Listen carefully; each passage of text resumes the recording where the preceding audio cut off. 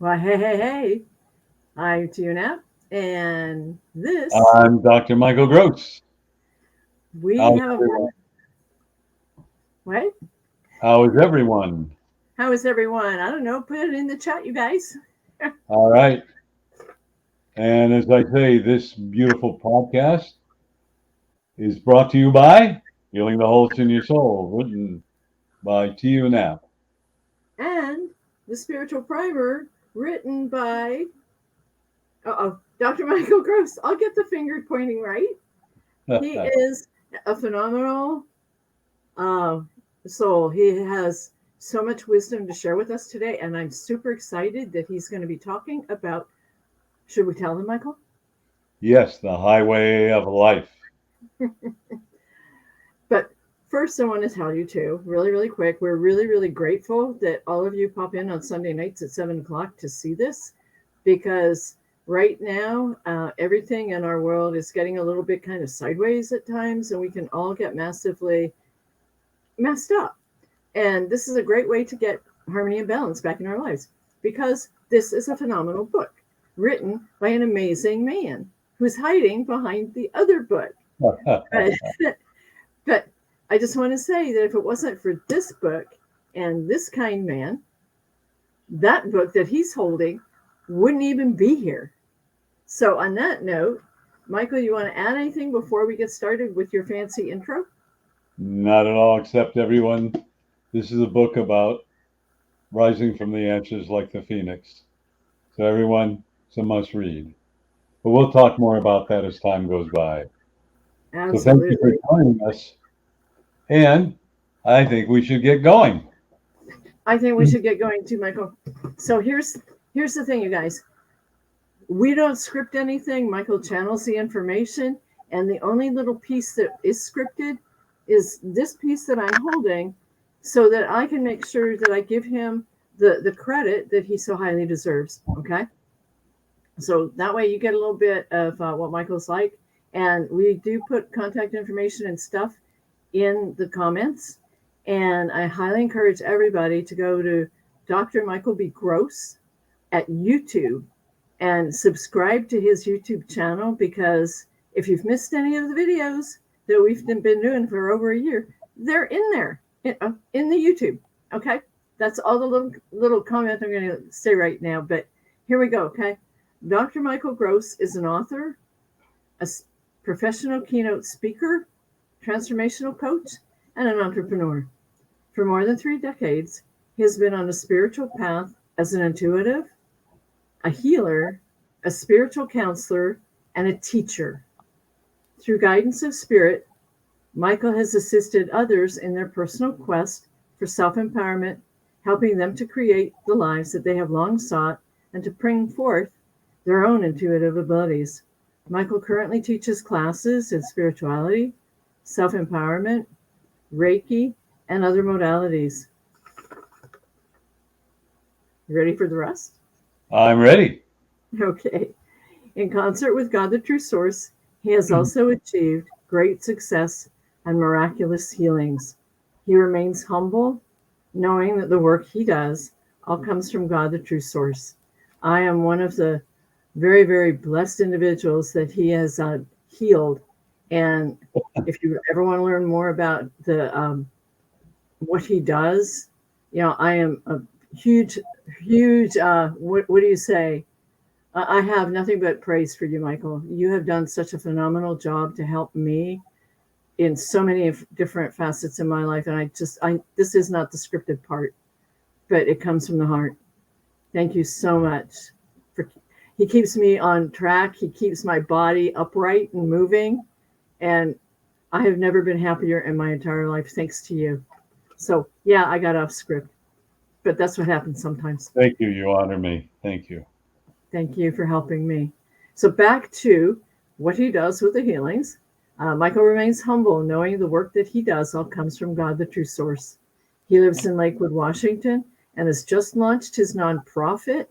And I'm going to let you, Michael, introduce the nonprofit really quick, and then we're going to go into the topic, okay?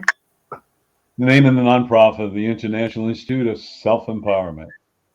And some of you know the story, but we may have some new listeners, and thought I'd share this with you. And when Spirit came and said you to form a nonprofit, I said, great.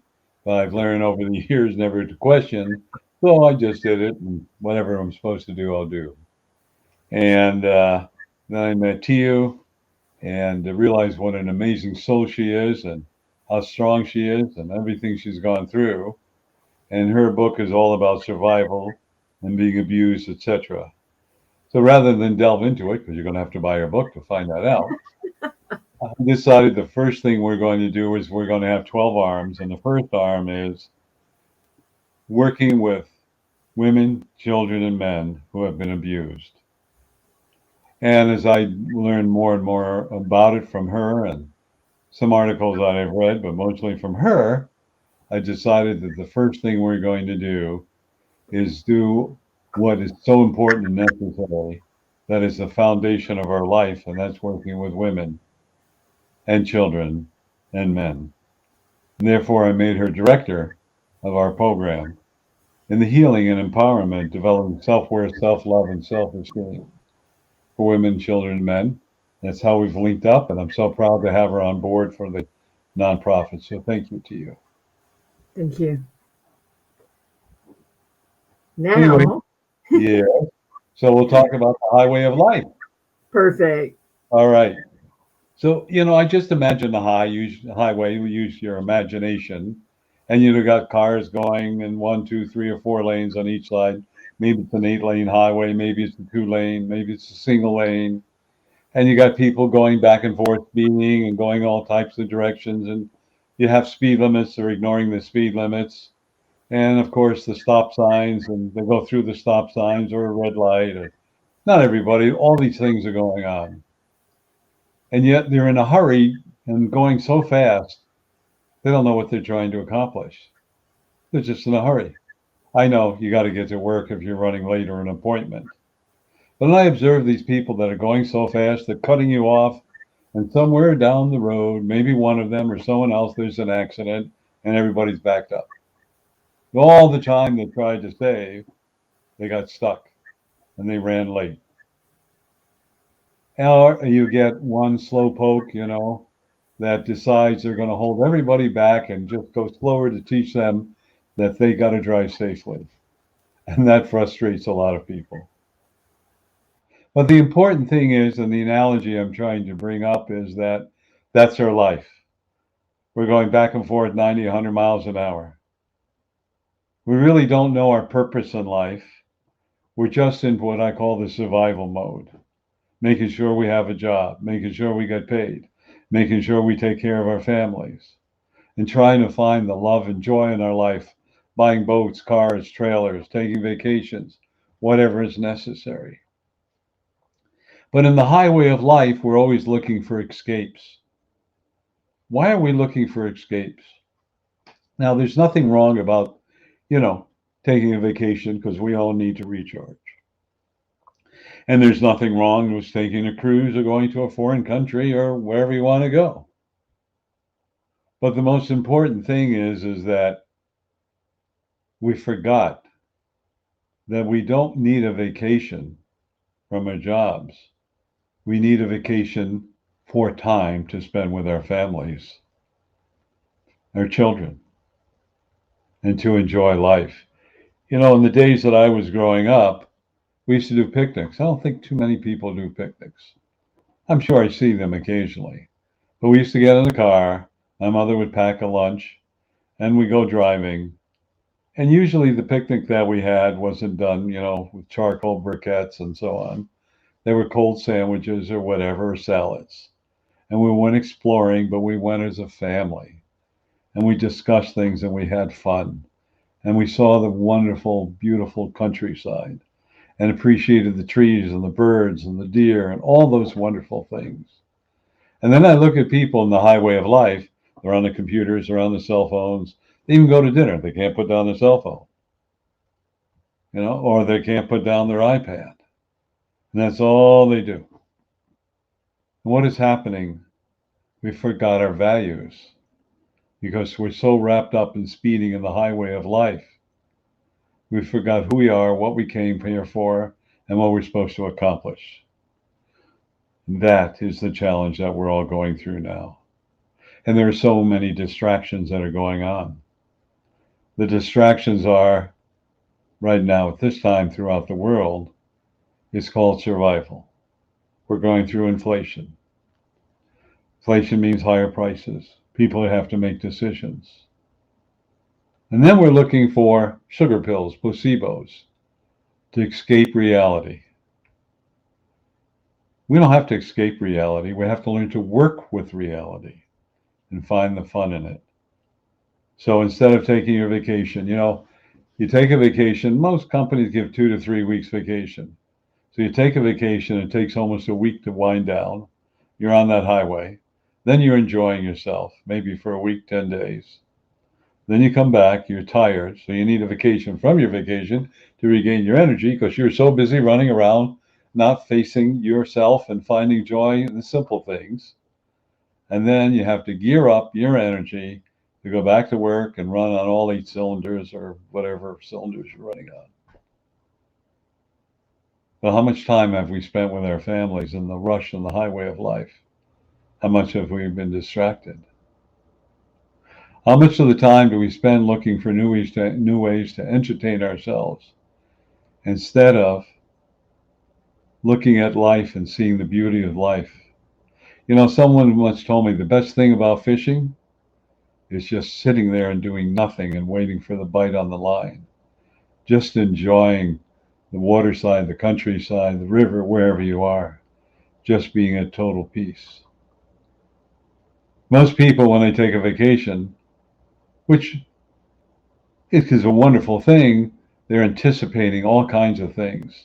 And they drink and they party and they run around just like 5-year-olds, having fun. But in the rush of having fun, they've forgotten the most important thing, and that is to find the simple joys of life. And so what happens is we're always looking for band-aids to feel good in the highway of life. And it becomes an addiction. You have to outdo each vacation, make it more spectacular. There's a part of my life where I was as you know, I'm an intuitive and spiritual advisor for a large corporation, and I work with the human resources.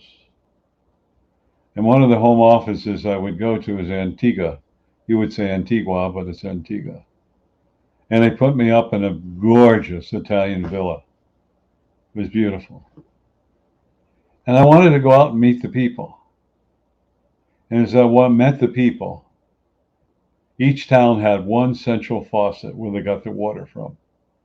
They didn't have running water. And they had outhouses. And I watched the people, and many of them went to Catholic school, the children. And their white uniforms were whiter than white and starched, all done by hand. And they had to do all the cooking themselves, didn't have fast foods. But they were happy.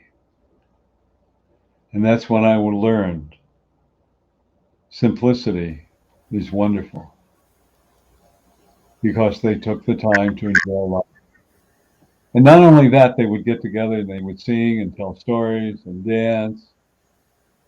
So the simpler life is, the more they enjoyed life. Now you wanted to say something to you. I did. When I was in Cameroon, Africa, I was up in a village close to the Nigerian border, and the village name was Ngui. And what you were sharing that happened in Antigua also was going on in the village in Ngui. Children didn't have much. Some of them didn't even have their parents, and they were looking after one another.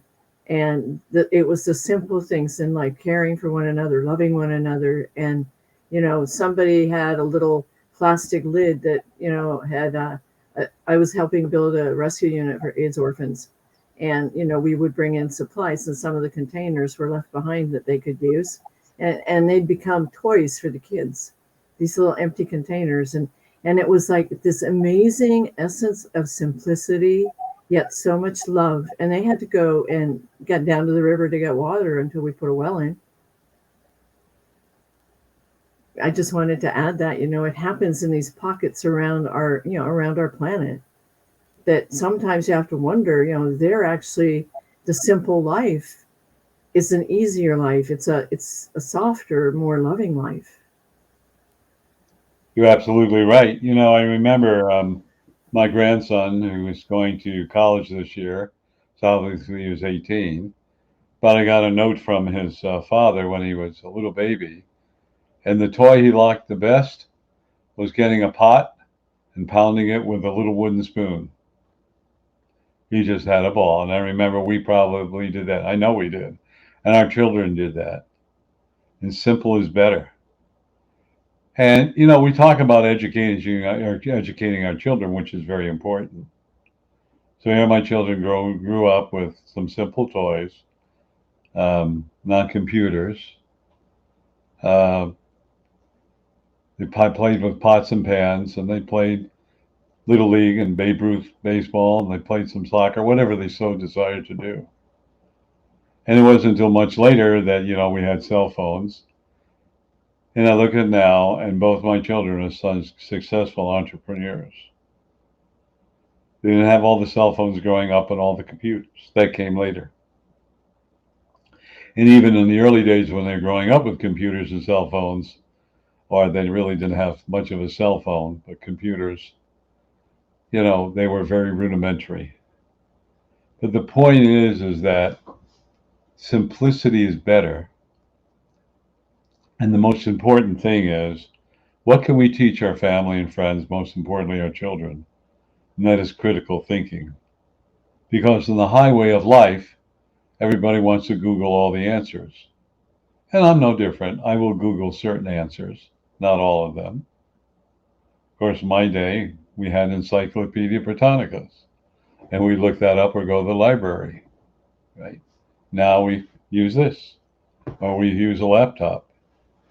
Now the children and some of the adults have been glued to it, and they're missing out in life. They're so busy running around and doing all these distractions and not looking over their shoulder to see the needs of their family, friends, and relatives. Now, I will admit, way back in the 40s and 50s, the families lived in the town. They went over to grandma's house on Sunday for dinner, and everybody got together. Now everybody's moved out all over the place, including me. But the most important thing in the highway of life is to begin to look at your life and see where you are running. What direction are you going in? What are you avoiding? What are you missing out on? What are you really missing out on? I mean, we have a wealth of information with us, with our computers, and we're so busy on our computers. Really interesting. And we've lost sight of what's really important because we are being brainwashed. We have to have all these toys. Recently, I was in the Dominican Republic, and going there, went to one of the banks. These went in, they didn't have computers. They were all doing everything by hand. And I kind of chuckled, and they were doing things slowly and not high speed. And people had to wait in line pretty much of the time, maybe half an hour. But I looked at the simplicity of that and how easy it is. One would say with computers, it's faster, no argument. But the question is, what happens if your computer stops working? What happens if the software crashes? How are you going to access the information? So today we have computers with backup after backup after backup after backup after backup. Instead of just taking a little piece of paper out of the safe, there's your balance, there's what you deposited. It's so simple. And then I watch people being so impatient in life, and they're running around in life. And they're so busy, they don't know how to live life except to go out, spend money, buy all these toys, or do all these things. Now, this is the time that we need to go back to family values and get off the highway of life. And what are the family values? I'll enumerate some of them. Probably won't mention all of them. The most important is supporting one another, loving one another, praising one another, appreciating one another, helping one another, and teaching critical thinking and becoming unconditionally loving, allowing, and non-judgmental, and realizing the value of one another and appreciating one another and thinking of one another and praising one another and looking after one another and trusting one another. Those are the things that are so important. And there are probably more that I may have missed. What we need today is to go back to our old-fashioned values. And some of you hearing me say this, you're laughing. Some of you are agreeing. Some of them say you're being an old fogey. But I shall tell you, the days are coming. It was exactly what I told you. Going back to their values and their family. The day is coming more quickly than you realize. And there are so many changes. And you are ahead of the game when you go back to old-fashioned values. And if you don't know what they are, ask your parents or grandparents. And you realize what they are. And the simplicity of life gives you the time to have fun and joy. Now, many of you may think, well, my life is pretty simple. I got my computer, I got my phone, I can order food out, I can do all these things. I can go out in my boat, and I can go travel and do whatever I want. Yes, you can do all those things. But is your life really simple? Could you exist without all those toys? Could you stop and smell the flowers?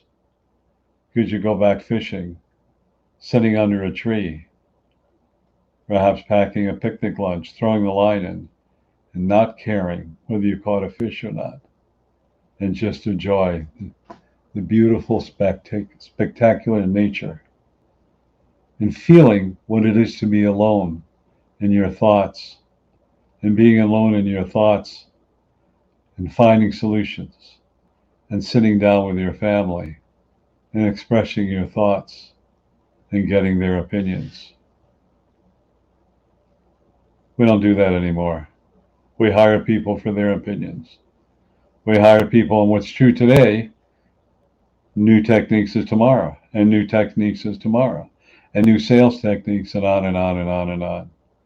While I've been in marketing sales and sold multi-million dollars worth of goods back in the 70s and 80s, even in the late 60s. I wasn't a genius. You know what it was? I got to know people. I listened to people. I got to know their families. And because I got to know them, and I didn't do it intentionally, I just love people, I became endeared to them, and they became endeared to me.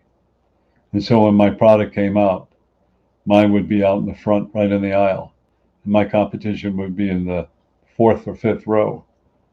I never asked them to do that, but they felt like I was family. They felt I really cared for them.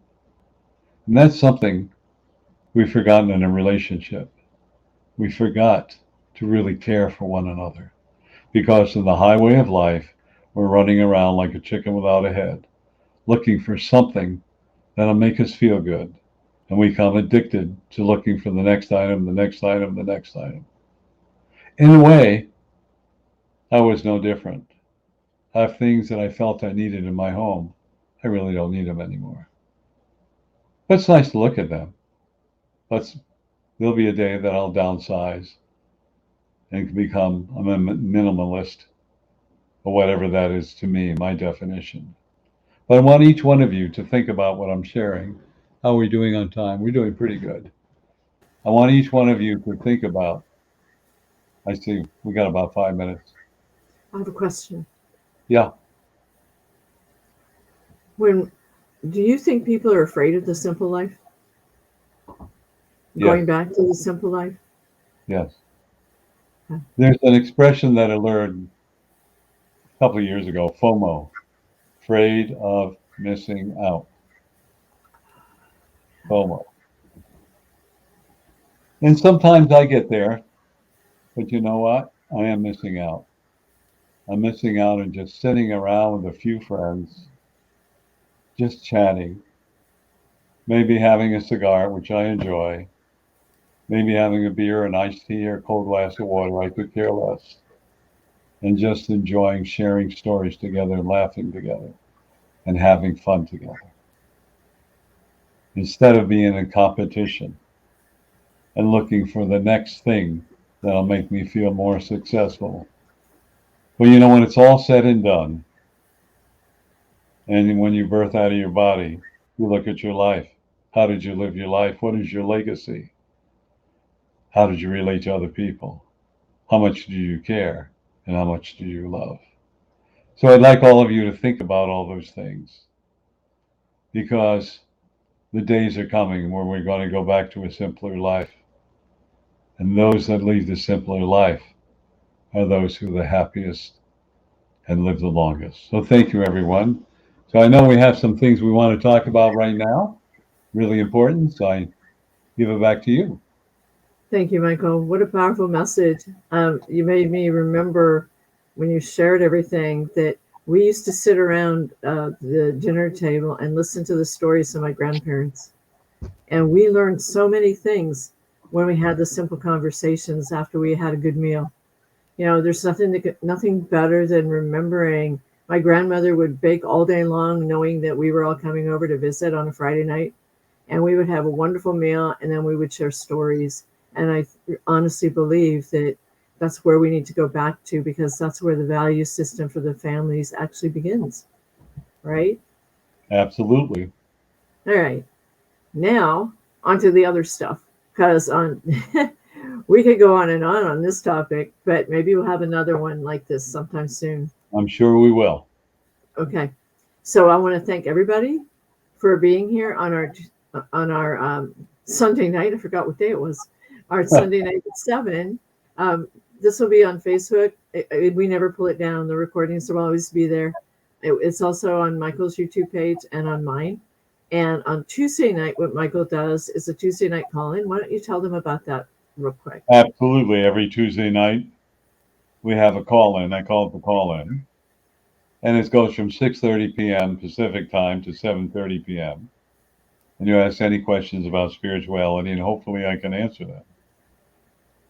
Also, I deliver a 10-minute message. I got 238 of them. They're about 10 minutes long, and they're very motivational. And I would like to invite all of you to spread the word, to come listen, because we learn from each other. I learn from those who ask the questions. They learn from me, and I look at that as a win-win situation. One is not more important than the other. We're all equal. And then we have that 10-minute message, which I hope you'll want to listen to. I call them words of wisdom. So you're probably wondering, all right, enough talking, Michael. How do we get into that? And Okay, on Tuesday night, excuse me for interrupting. On Tuesday night, you just dial in at 6:30 to 202-926-1059, and the access code, Michael? 125-446 pound. I'll give that again. 202-926-1059. The access code is 125-446 pound. You beat me to it. Well, you know, I am a kid at heart, right? Yes. Okay, and the recordings that Michael does at the end of the Tuesday night call-in, it's accessible at 434-300-4170, and the access code, Michael? 125-446 pound. We're gonna let you get the next one. Okay, one more time on the number. It's 434-300-4170. And the access code is 125-446 pound. We should do this together, huh? Yes. Okay. And also, you want to start with Michael Scott. I don't know. How many did you say? 230 something? 236 or 7. Okay. Start with, they go anywhere from number 3 on up. And if you don't know which number to punch when it asks you for the number, just listen to it. The thoughts of your soul. A number will pop in your head and go listen to that one. It's There you probably go. the one that's best for you. So, what else happens on the second Saturday of every month, Michael? We have what we call the Mass Consciousness Healing. And that is from Pacific time, 9:55 a.m. to 11:01 a.m., an hour and 6 minutes. And that is the point in which we bring through this beautiful, loving energy from the true source to send mass consciousness healing to this planet. It is so important. I cannot stress it how much this planet needs it. And the telephone number is? One more time, it's 202-926-1059. And the access code is 125446 pound. It's the same number as the call in. I appreciate if you would spread the word and tell everybody because we really need you. And we don't want to wait till it's too late. It's like there's a big forest fire and they tell you to evacuate. You say, no, it's a half a mile away. They come back. Oh, no, it's a quarter of a mile away. And they come back and leave, and now it's at your front door. And then it's too late. Please, everyone, we really, really need to change the mass consciousness. And the only way we can do it is spread the true source's unconditional love. So thank you. Bring your friends. And then Yeah. you can do the mass consciousness healing, and then you can go have breakfast. All right. That's a plan, right? You got it. It's perfect. Have a little mass consciousness healing with us in your house. Dial in, listen to us, and then go have a couple hours with your friends. You got it. Well, thank you, everyone. And I just want to again recommend this beautiful book, Healing the Holes in Your Soul, by T.U. Nap. Oh, and I highly, highly, highly recommend you start with this book, The Spiritual Primer, by this man, Dr. Michael Gross. Thank Fabulous you. book. Fabulous, fabulous, life-changing book. So on that note, thank you so much for sharing your Sunday with us. And remember, you again. You are unlimited. Namaste. Namaste. Take care, everyone. Thank you.